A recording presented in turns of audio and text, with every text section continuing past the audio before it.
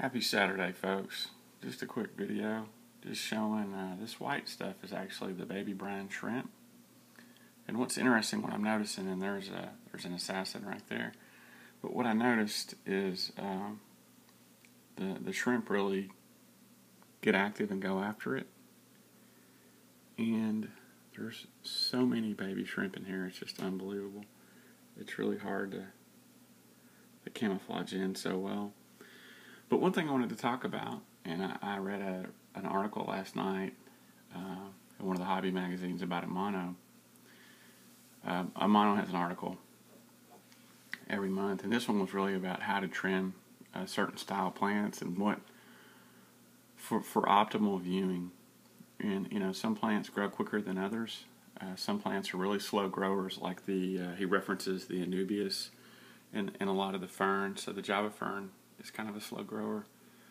But one of the things that if I step back and look at this tank, there were things I did early on to try to to do filler.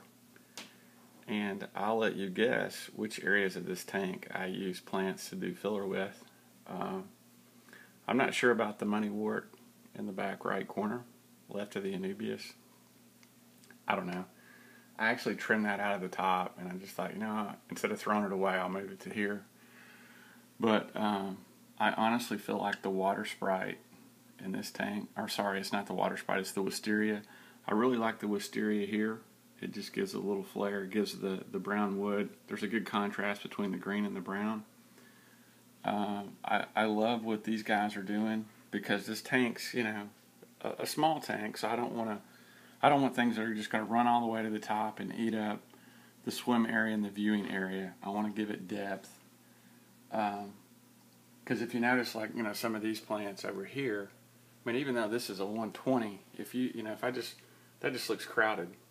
And I need to trim some of that water sprite, and I need to cut that. Somebody told me I needed to cut that, and I think it was Fish Tank Philip.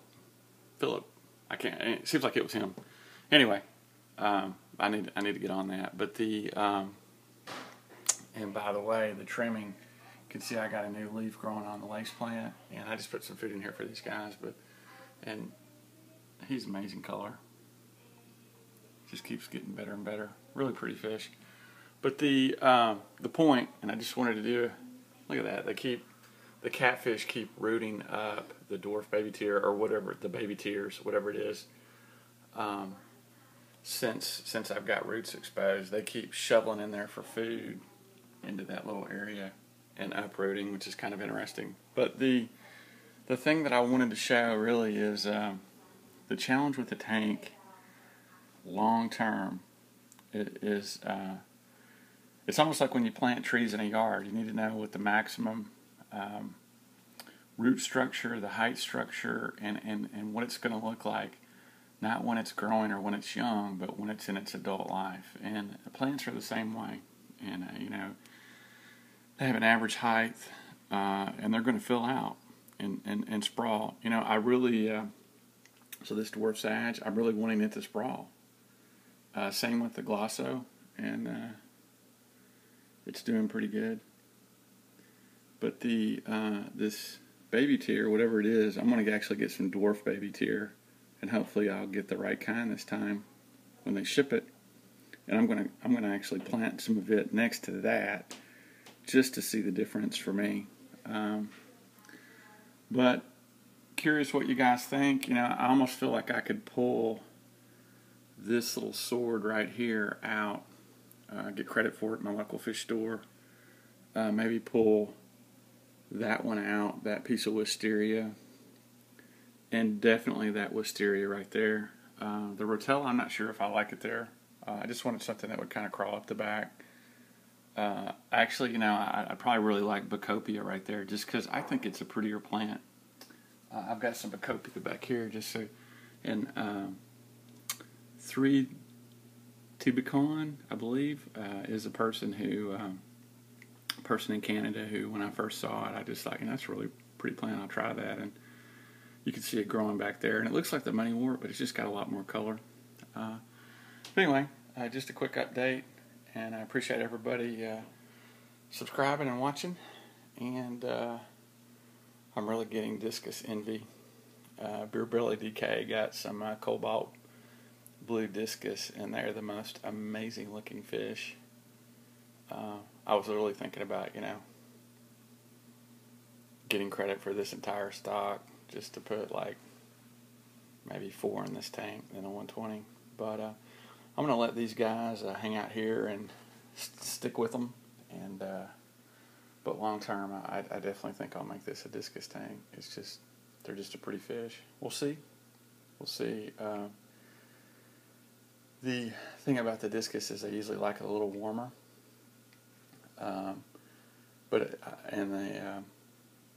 Well, we'll see. I'll quit talking about that.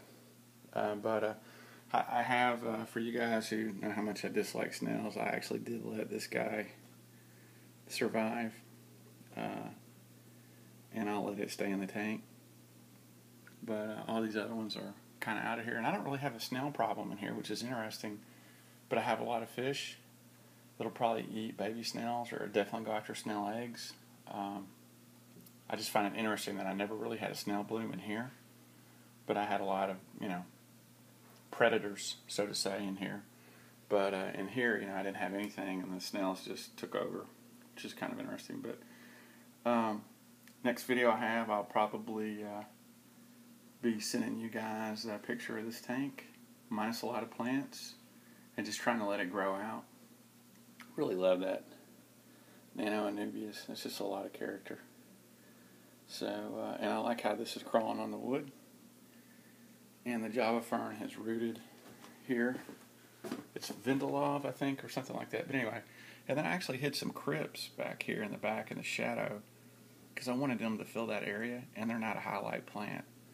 And then that's an Italian val right there, and I just think they're perfect in that little spot. But we'll see, and appreciate everybody watching. Here's just kind of do a view of the 33, but got a lot going on today, and appreciate everybody watching. Hope everybody has a great Saturday. Take care.